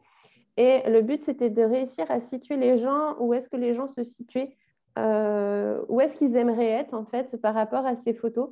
Alors, on a remarqué qu'en fait, cette végétalisation des cimetières, du moins surtout sur les personnes qu'on a auditées, correspondait en fait à des tranches d'âge. En fonction de la tranche d'âge, on est sur un curseur plus ou moins végétalisé, ce qui des fois freine un petit peu les communes dans leurs envies de végétalisation. Merci, je me fais taper sur les doigts parce qu'on dépasse le temps, donc on va arrêter là la discussion. Pas de souci. Et passer à la dernière présentation. Merci. Bonjour à toutes et à tous. Je vais présenter le projet Altercol, les pratiques alternatives aux herbicides dans les jardins collectifs en ville. En partant du postulat que les jardins familiaux peuvent être un lieu d'expérimentation et de diffusion de méthodes de biocontrôle alternatives aux pesticides, l'objectif de ce projet est d'identifier les déterminants du choix des pratiques horticoles des jardiniers de façon à cibler des publics à accompagner de façon préférentielle vers l'abandon des pesticides. Ces déterminants sont recherchés dans l'environnement urbain du jardin, le tissu urbain et l'action du gestionnaire, et dans les caractéristiques sociodémographiques du jardinier au sens large. Les pratiques horticoles mises en œuvre par les jardiniers vont avoir un effet non seulement sur les cultures, mais aussi sur les espaces semi-naturels et la flore spontanée du jardin. Ce projet porte sur l'ensemble des jardins familiaux des agglomérations de Tours et d'Orléans, deux métropoles ligériennes avec une longue tradition de jardinage familial. Les entretiens avec l'ensemble des gestionnaires des jardins familiaux montrent que les gestionnaires assignent au jardin une fonction de production de légumes assortie d'un modèle esthétique de jardin très entretenu, excluant la flore spontanée. La plupart des gestionnaires orientent les jardiniers vers un jardinage sans pesticides et ils utilisent plusieurs moyens pour limiter cet usage, le règlement intérieur, les discussions informelles avec les jardiniers et parfois des formations ou des conférences à leur intention. Toutefois, le remplacement des herbicides par des substances d'usage courant comme le vinaigre blanc, le sel ou l'eau de javel, qui ne sont pas autorisés pour le désherbage en zone non agricole, n'est pas perçu comme un problème par la majorité des gestionnaires. En outre, on n'observe pas de couplage entre l'orientation contre les pesticides et l'acceptation de la végétation spontanée par les gestionnaires. En ce qui concerne les jardiniers, 30 entretiens exploratoires et 150 enquêtes par questionnaire ont permis de construire une typologie des jardiniers sur la base de leur utilisation des pesticides. Les jardiniers de type 1 sont des utilisateurs réguliers de plusieurs pesticides, principalement pour la gestion des ravageurs et secondairement pour le désherbage des allées. Ces jardiniers ne souhaitent pas ou ne savent pas comment se passer des pesticides, qu'ils trouvent efficaces et suffisamment disponibles à cause des stocks. Ils ont appris à jardiner dans l'enfance et s'informent peu sur le jardinage. Il s'agit généralement de jardiniers âgés, de milieux populaires, ayant grandi à la campagne et se sentant ruraux. Les jardiniers de type 2 emploient des pesticides en faible quantité contre les ravageurs, mais pas pour le désherbage. La majeure partie des jardiniers de type 2 sont d'anciens type 1 en cours de conversion, à la faveur d'une prise de conscience individuelle ou du règlement de leur association, ou encore de la disparition des pesticides dans les magasins. Auparavant, certains utilisaient davantage de pesticides, mais ils en ont remplacé quelques-uns par des substances d'usage courant, notamment le vinaigre blanc, ou par la bouillie bordelaise. Ils s'informent beaucoup auprès de leurs voisins et ont recours aussi à des médias extérieurs. Il s'agit généralement de jardiniers âgés, de sexe masculin. Les jardiniers de type 3 n'utilisent pas de pesticides, mais ils emploient tous des produits de substitution et des substances d'usage courant contre les ravageurs et pour le désherbage des allées. Ils peuvent abandonner une culture plutôt que d'utiliser un traitement. La moitié de ces jardiniers ont appris à jardiner récemment sans pesticides. Ce sont ceux qui s'informent davantage auprès de leurs voisins de parcelles et dans les médias. Ils cultivent pour le plaisir d'être au jardin. Ces jardiniers ont des profils diversifiés, mais ce sont en général des employés ou des professions intermédiaires. Ce groupe comprend 40% de femmes, c'est-à-dire davantage de femmes que dans les autres types. Les jardiniers de type 4, enfin, n'utilisent pas de pesticides et ils utilisent le minimum de pesticides biologiques. Ils utilisent en revanche certaines substances d'usage courant et des solutions diversifiées à base de végétaux. Eux aussi, ils peuvent abandonner une culture plutôt que d'utiliser un traitement. Ils cultivent par plaisir et aussi pour produire des légumes diversifiés, mais ils achètent dans l'ensemble plus de légumes pour leur alimentation que ceux des autres types. Ils s'informent auprès des médias, voire d'associations, et peu auprès de leurs voisins. Ce sont souvent des actifs, relativement aisés, s'identifiant à la ville plus qu'à la campagne. Nos analyses montrent que l'utilisation de pesticides est liée à ce que nous avons appelé la ruralité, entendu comme le lieu de l'enfance et de l'apprentissage du jardinage et le lieu d'identification actuel. L'âge et le milieu social ne sont pas significativement liés à l'utilisation de pesticides. En revanche, l'acceptation de la flore spontanée est liée d'une part à l'âge, les jardiniers les plus âgés étant les plus hostiles aux plantes adventices, d'autre part à l'urbanité, les jardiniers les plus urbains laissant davantage de plantes spontanées dans les allées. En outre, l'utilisation des pesticides n'est pas liée à un manque de temps pour jardiner, au contraire, ce sont les jardiniers qui passent beaucoup de temps au jardin qui utilisent davantage de pesticides. Les sources d'informations sur le jardinage sont associées au type de jardinier, les plus utilisateurs de pesticides s'informant peu et principalement auprès des voisins. Le coût élevé des pesticides, évalué difficilement par les jardiniers, est évoqué par les jardiniers en cours de conversion. En outre, nous observons un effet de la localisation du jardin dans l'espace urbain, les jardiniers des jardins situés dans les espaces faiblement bâtis étant plus nombreux à tolérer la flore spontanée dans la zone ornementale du jardin. Les relevés fleuristiques montrent que la flore spontanée des parcelles est liée à des pratiques de protection des cultures, de travail du sol et au nombre de légumes et plantes aromatiques. Cette flore est aussi liée à des actions d'aménagement de la parcelle, notamment la végétalisation du périmètre de la parcelle et la plantation de lignes d'ornement. La flore spontanée des allées communes est liée, elle aussi, à des pratiques de protection des cultures, de travail du sol et au nombre de plantes aromatiques. Mais cette flore est surtout liée à des actions d'aménagement de la parcelle, notamment la végétalisation du périmètre de la parcelle, la plantation de ligneux et la part d'espace non cultivé dans la parcelle. La part d'espace non cultivé dans la parcelle est plus élevée dans les parcelles cultivées par des femmes. Sont indiquées dans l'encadré à droite les pratiques influençant la flore spontanée à la fois dans les parcelles et dans les allées. En synthèse, les gestionnaires préconisent en général le jardinage sans pesticides, tout en prônant l'hostilité vis-à-vis de la végétation spontanée. Quant aux jardiniers, ils sont encore nombreux, environ un tiers d'entre eux, à utiliser des pesticides, surtout pour la protection des légumes de garde et pour le désherbage des allées communes. Nous confirmons qu'il y a bien un effet de stockage des pesticides. L'utilisation de pesticides est liée à un modèle agricole.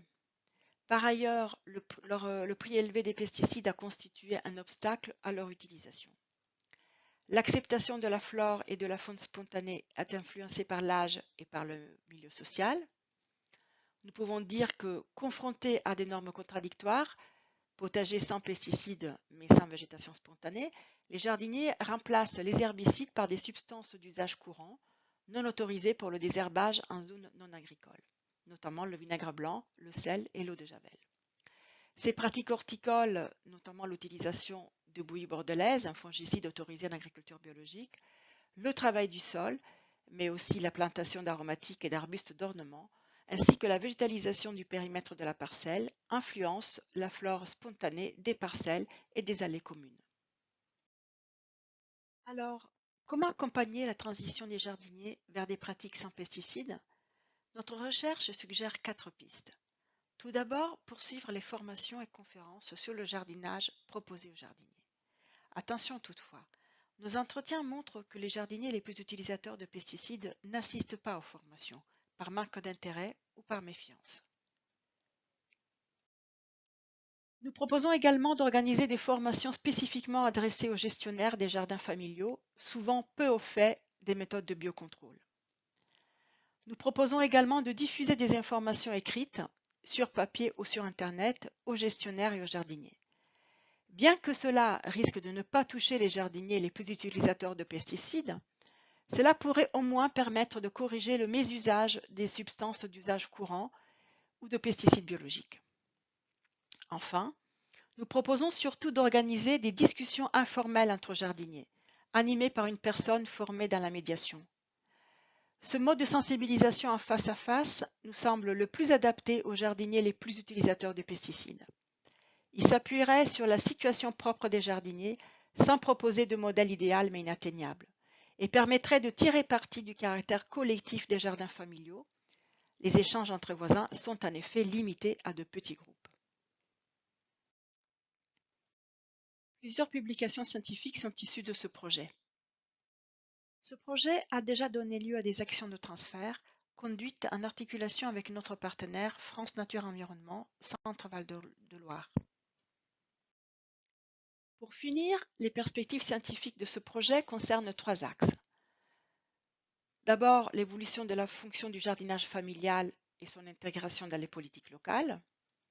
Ensuite, les conditions de la cohabitation de styles de jardinage différents dans le jardinage urbain. Enfin, les représentations du végétal, à la fois dans ses dimensions psychosociales et dans leurs conséquences sur la construction de modèles esthétiques du jardin. Ce dernier axe fait l'objet d'une collaboration avec une chercheuse en psychologie sociale et d'un volet du projet Hostile qui est en cours. J'ai terminé. Merci de votre attention. Merci beaucoup. Donc, je pense que c'est Francisca qui répondra aux questions. Si tu peux allumer ta caméra. Oui, c'est moi. Voilà, super. Comme ça. Pour l'instant, alors, juste avant que je lise les questions, j'en avais une sur juste une question de compréhension. Qui sont les gestionnaires de ces jardins? J'ai l'impression qu'il y a des jardiniers et qu'il y a des gestionnaires. Oui, tout à fait, effectivement. Je n'ai pas eu le temps dans les 10 minutes de l'expliquer, mais les jardins sont très généralement gérés, organisés par des associations. Ce sont des jardins associatifs. Il y a parfois des rares cas où les communes gèrent elles-mêmes directement des surfaces destinées à des jardiniers, donc des jardins collectifs, des jardins familiaux. Et c'est le cas chez nous pour 3 groupes de jardins sur 17. Mais la plupart du temps, ce sont effectivement des associations de jardinage familial qui gèrent ça. Donc, quand je parle de gestionnaire, je me réfère effectivement à ces membres d'associations qui d'ailleurs sont la plupart du temps eux-mêmes jardiniers. Pas toujours formés. Alors, j'ai une question sur quelles ont été dans vos enquêtes les cultures qui ont été abandonnées lors du passage, notamment dans l'économie des phytos, passage au zéro phyto. Est-ce que c'est le même collègue, c'est Enrique qui pose ces questions-là? Est-ce qu'on adapte les cultures? Est-ce qu'il y a des associations? Est-ce qu'il y a des rotations, notamment en fonction de la cible de diminution de ces pesticides? Voilà.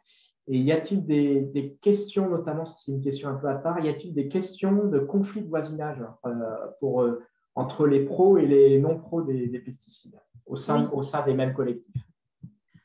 Alors, je vais répondre à vos questions auxquelles en tout cas, donner quelques éléments de réponse. Alors, quelles cultures sont abandonnées lors du passage au zéro pesticide? Alors, ça, je ne peux pas le dire. Il faudrait que je me replonge et que j'épluche les entretiens et les questionnaires pour ça.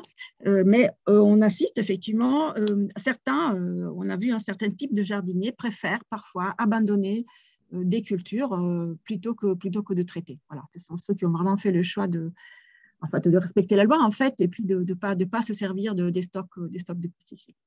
Mais je ne sais pas effectivement quelle culture. Alors la deuxième question, est-ce qu'on adapte les cultures, les associations ou les rotations en fonction de la cible de diminution des pesticides attendus? Il me semble que non. Je pense que la stratégie est plutôt d'utiliser des produits d'usage courant, ou bien la bouillie bordelaise, ou il ne me semble pas qu'il y ait ces stratégies d'adaptation des associations ou des rotations. Et la dernière question sur les conflits. Par contre, sur les conflits de voisinage, alors oui, certainement. Ils sont d'ailleurs ressentis des deux côtés, du côté des jardiniers les plus intensifs, qui se plaignent effectivement de la diffusion de nuisibles végétaux ou animaux à partir des jardins qui sont vraiment zéro pesticides. Mais ce sont des conflits qui sont ressentis aussi de l'autre côté par les jardiniers, disons, en bio, on peut dire, en tout cas, qui n'utilisent pas de pesticides parce que bon, ils estiment être un peu, justement, un peu stigmatisés alors, non seulement par les autres, par les voisins, mais parfois, en tout cas, pour ce qui est de la gestion de l'herbe, hein, la gestion de la flore, aussi par les gestionnaires des jardins qui, effectivement, demandent et qui font de la gestion de l'herbe, donc en tout cas de l'entretien, une raison, y compris d'exclusion du jardin. Merci. Je pense qu'on va arrêter là on va dire cette partie discussion, enfin question-réponse sur ce cas, sur ce projet. Je vous propose de passer à une séance de discussion entre porteurs de projet. Donc, pour me sentir un petit peu moins seul, si vous pouvez allumer quelques caméras, ça me permettra de vous voir. C'est gentil. Merci. Ces colloques en visio comme ça, c'est toujours terrible. On a l'impression d'être tout seul au bout d'un moment. Alors, j'ai essayé de trouver une question qui traversait un petit peu tous ces projets, de regarder au-delà de la parcelle, etc. Et donc voilà, je vous la propose et puis on va essayer d'en débattre 5 minutes. Alors, c'est une question autour de la flore adventice.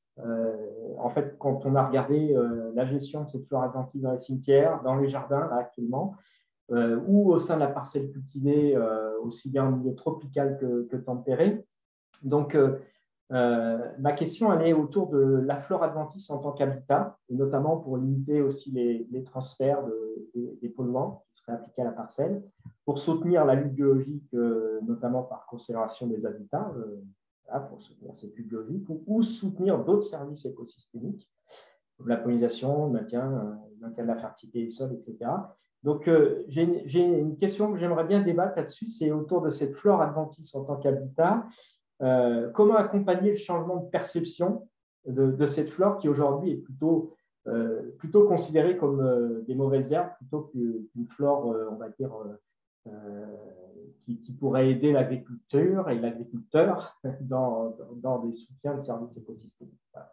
Je ne sais pas si ça vous interroge ou en tout cas, moi, ça me traverse à chaque fois, la question me taraude sur comment changer ses perceptions vis-à-vis de ces adventices pour qu'elles ne soient plus adventices. Voilà. Je vous laisse débattre de ça, notamment perception effectivement avec les producteurs, mais aussi les usagers des cimetières, mais aussi les jardiniers amateurs. On voit bien que c'est toujours un point de blocage. Alors pour moi, ça c'est vraiment une question clé. Hein. C'est une question clé. Moi, je vois dans les jardins, c'est vraiment d'énormes contradictoires. Il ne faut pas utiliser de pesticides, mais il ne faut surtout pas avoir de l'herbe, donc des espèces non contrôlées, adventices, non désirées. Pour moi, c'est un problème clé. C'est une question clé.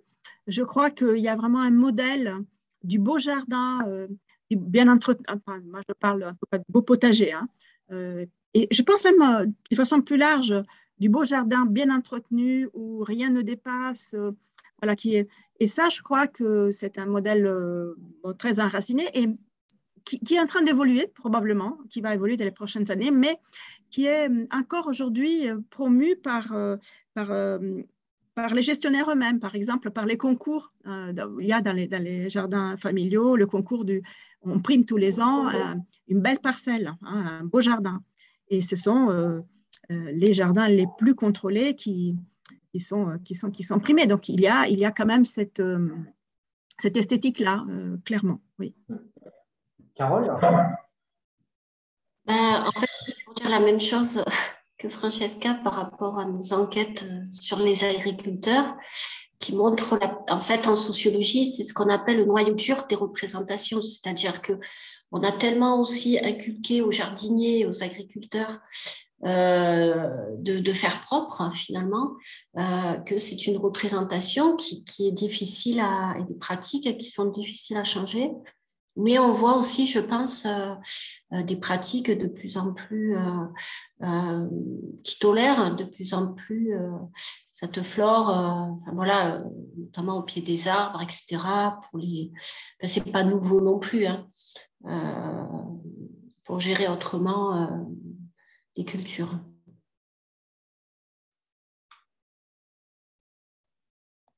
Moi, je veux bien rajouter quelque chose. Alors, notamment dans la vigne, je pense qu'il y a deux dimensions, une dimension culturelle qui a été évoquée. C'est-à-dire que pendant très longtemps, dans la vigne, une belle vigne était une vigne dans laquelle on ne voyait pas un brin d'herbe. Et ça, c'est en train de changer, mais très doucement. Et ça change notamment avec le changement de génération. Les plus jeunes sont plus informés sur ces questions. Et puis, il y a une dimension technique qui est beaucoup plus complexe. C'est-à-dire qu'il y a des plantes qui rentrent en concurrence avec, alors pour le coup, je parle de la vigne, hein, mais ça peut être d'autres choses, et qui sont beaucoup plus concurrentielles que d'autres, et du coup, avec lesquelles il va falloir lutter quand même. Et puis d'autres, par exemple, hein, qui vont s'entortiller autour des cèpes, par exemple, et du coup, qui rajoutent beaucoup de travail aux viticulteurs. Donc, il y a un vrai problème technique là. Mais enfin, je pense pour convaincre, alors dans le milieu de la viticulture, on arrive à convaincre par la preuve. Hein, c'est-à-dire que les changements, ils sont souvent progressifs. En général, il faut, pour adopter une innovation dans la vigne, alors je l'ai vu dans le Beaujolais, mais d'autres chercheurs l'ont vu sur d'autres vignobles, il faut entre 3 et 4 ans pour adopter une innovation. C'est-à-dire qu'on va voir ce qui se passe chez le voisin, on regarde sans forcément discuter avec lui, et puis on va attendre un peu une confirmation. Après, on va essayer sur une petite parcelle si ça marche, et puis si effectivement ça marche, la 4e année, on va l'adopter sur des parcelles beaucoup plus longues. Donc voilà, il y a la question de la preuve aussi.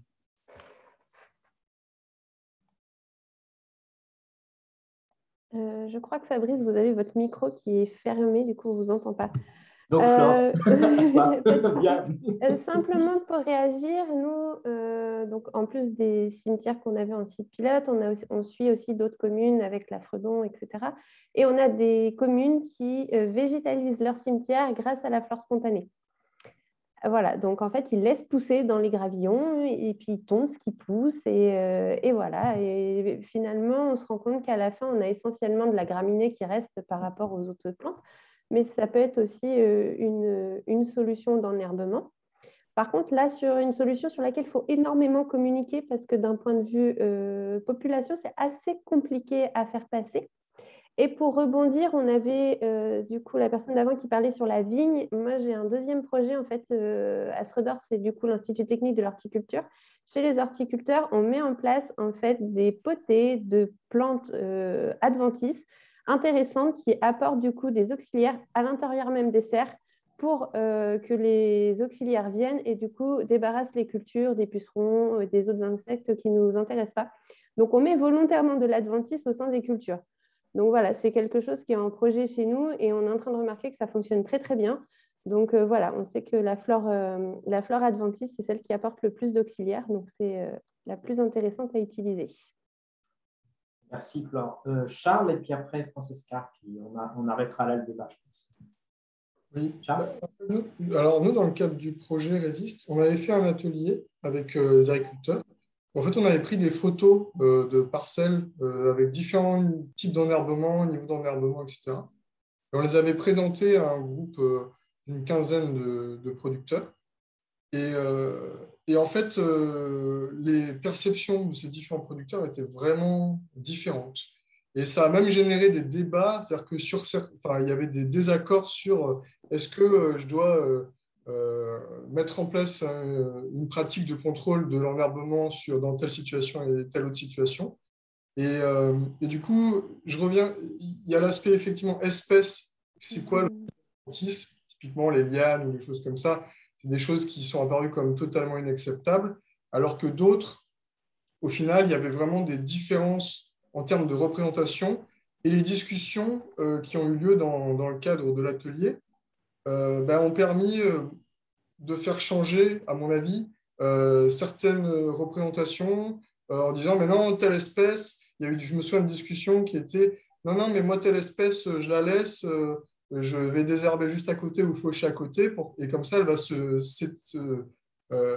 s'étaler sur l'intrant, etc., pour ensuite coloniser. Et ensuite, au bout d'un certain moment, elle est présente et ça pose moins de problématiques sur le long terme et moins de besoin de désherbage.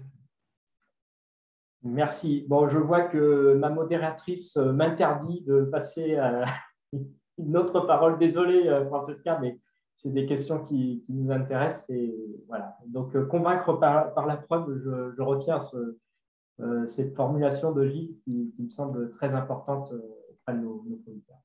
Merci à toutes et tous d'avoir participé à ce colloque. Et puis, je vais passer la parole à Xavier pour conclure le colloque. Merci Fabrice. Oui, c'est à moi que revient de dire quelques mots de conclusion. Je suis Xavier Reboux, je suis agroécologue et puis je suis surtout le président du comité en charge de la recherche et l'innovation au sein d'Ecofito, et c'est nous qui avons été à l'origine de ce format de rendu de colloque de ces 3 appels à projet. Et donc, on a eu quelques échos très favorables sur l'intérêt du contenu de cette série de webinaires. Bon, je ne sais pas encore si c'est généralisé, mais j'espère que vous aurez tous apprécié en tout cas. Comme vous l'avez constaté, les thèmes qu'on a abordés revêtaient tous une grande actualité. Ils sont avérés en fait très en phase avec la politique scientifique qu'on défend, c'est-à-dire de faire avancer des connaissances là où s'expriment de forts besoins, et puis à travers l'aide financière apportée aux équipes, apporter une expertise et un regard sur ces thématiques et les faire avancer. Voilà, vous avez vu que dans chaque séminaire, on s'est efforcé à travers la programmation d'avoir un regard extérieur sur les thématiques traitées afin de faciliter la prise de recul et puis sans doute avec une petite frustration éventuelle de ne pas pouvoir avoir réellement entamé le débat sous le format webinaire. Bon, je crois surtout que les webinaires ont bien permis d'illustrer la possibilité de déployer de la science à la fois belle et utile. On en a encore eu l'exemple aujourd'hui. Et c'est très réjouissant de voir que les thématiques qu'on a pu aborder ont eu des développements, même si cela reste encore très hétérogène. On sait que les répercussions sur le marché nécessitent la conjonction de 2 facteurs qui sont rarement réunis.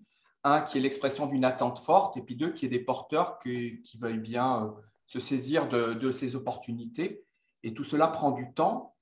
J'ai en tête des travaux qu'on avait conduits au sein de l'INRA pour essayer d'évaluer l'impact et on a montré qu'il y avait en moyenne 19 ans qui s'écoulaient entre la découverte et son déploiement et que le chemin d'innovation passait par des intermédiaires multiples et vous avez encore aujourd'hui illustré cela, dont ça souligne l'importance de lier précocement des partenariats et c'est une des clés de nos appels à projets, c'est souvent de forcer des partenariats publics-privés et ou de permettre cette articulation forte entre les scientifiques et des praticiens de tout ordre.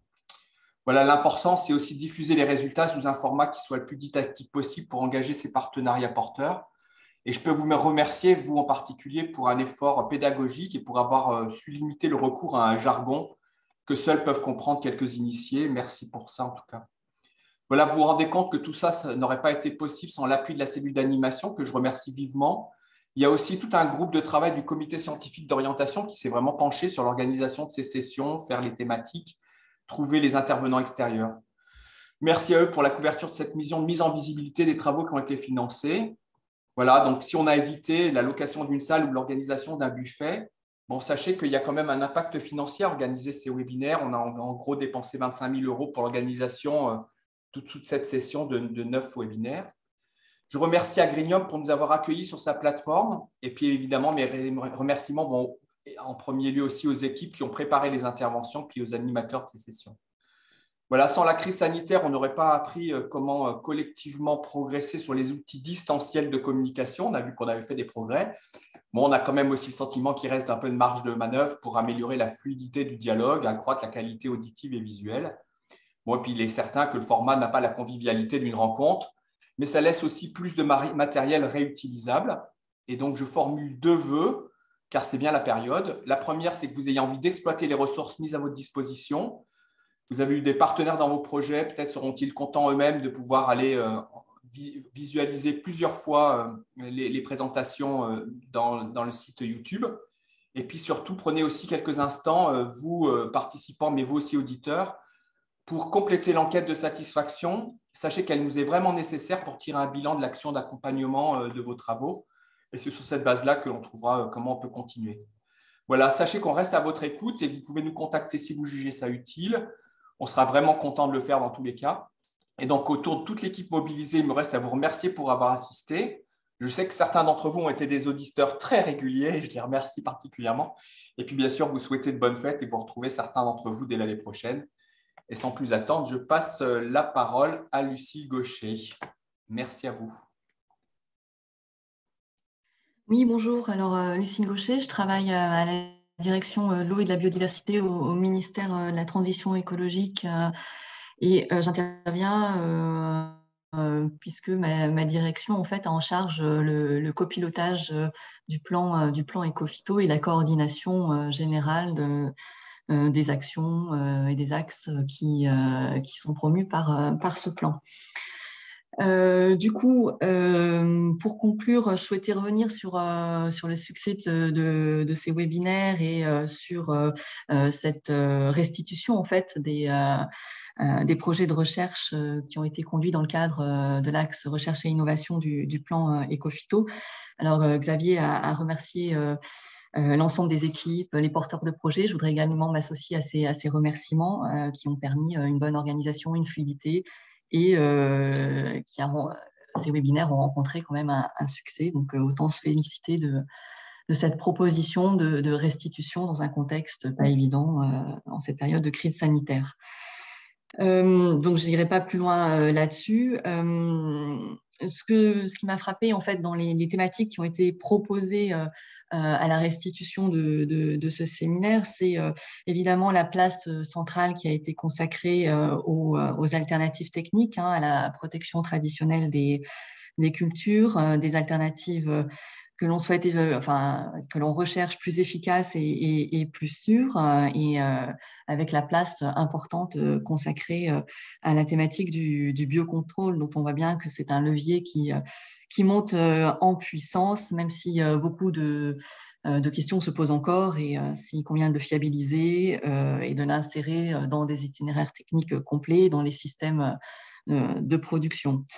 Et donc, il y a également certes ce levier biocontrôle, mais ce qui est frappant aussi, c'est quand même la diversité des propositions qui ont été formulées, des angles d'attaque en fait pour réduire l'utilisation des produits phytopharmaceutiques, en s'intéressant donc aux différentes pratiques favorables à la gestion des bioagresseurs, directement ou indirectement, et à différentes échelles. Donc il y a eu des webinaires qui ont mis en avant les intérêts de la fleur compagne, hein, pour accompagner la culture principale, des webinaires qui ont mis en avant également ce qu'impliquait en fait une ambition très élevée de réduction de l'utilisation des produits phyto, aller vers le zéro phyto, qu'est-ce que ça implique pour un itinéraire technique, et également des propositions qui vont au-delà de l'approche de la seule parcelle. Donc, ces travaux donnent lieu à voir en fait une partie de ce qui est fait dans l'axe recherche et innovation du plan Ecophyto, mais ce n'est qu'une partie. Il y a d'autres aspects qui sont développés, notamment les aspects de santé, hein, qui n'étaient pas la cible là des interventions de ce colloque, qui sont néanmoins pris en compte. Alors, les impacts sur l'environnement et santé, c'est bien traité par Ecophyto, et ça s'inscrit dans les travaux des politiques publiques sur cette thématique, et qui sont notamment structurés autour du plan national santé-environnement 4.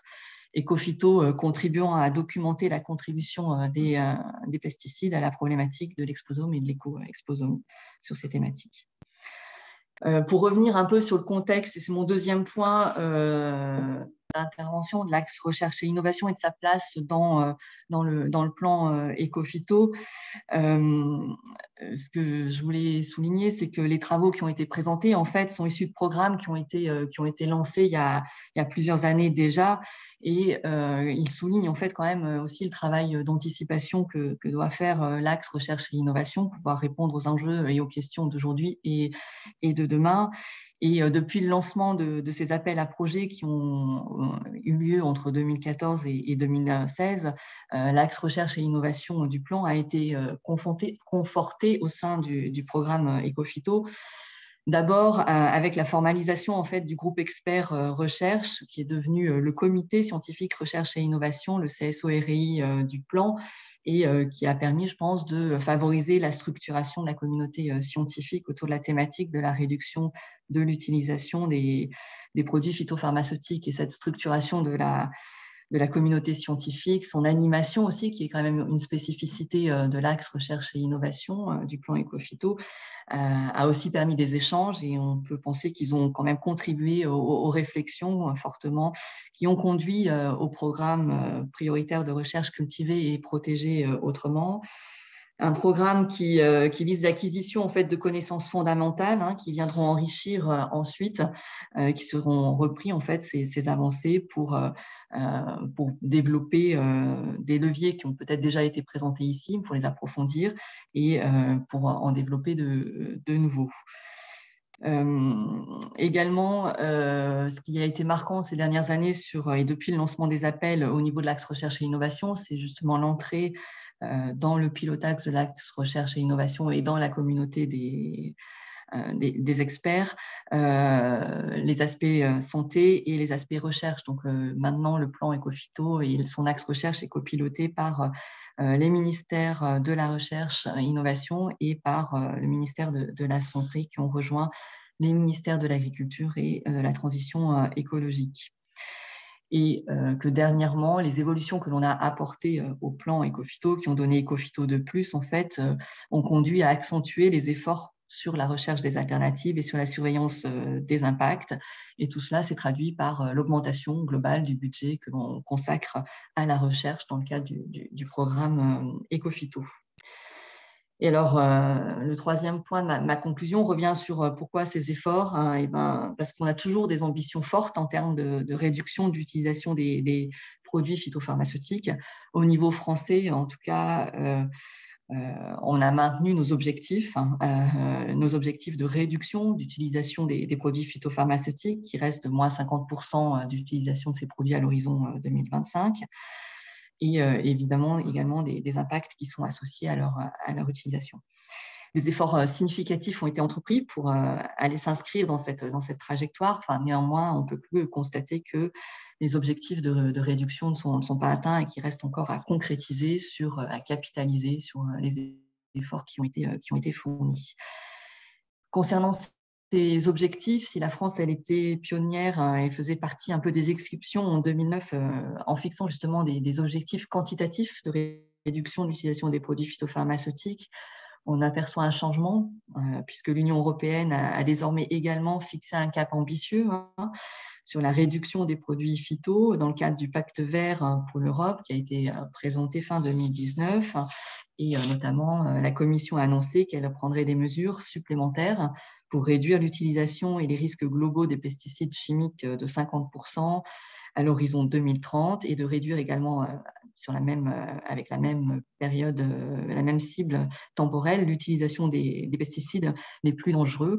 Et donc ça, c'est dans le cadre des stratégies Farm to Fork qui est biodiversité 2030. Du coup, des dispositions sont attendues dans le cadre de la révision de la directive 2928, qui est la directive dite Sud, et qui vise une utilisation des produits phytopharmaceutiques compatibles avec le développement durable.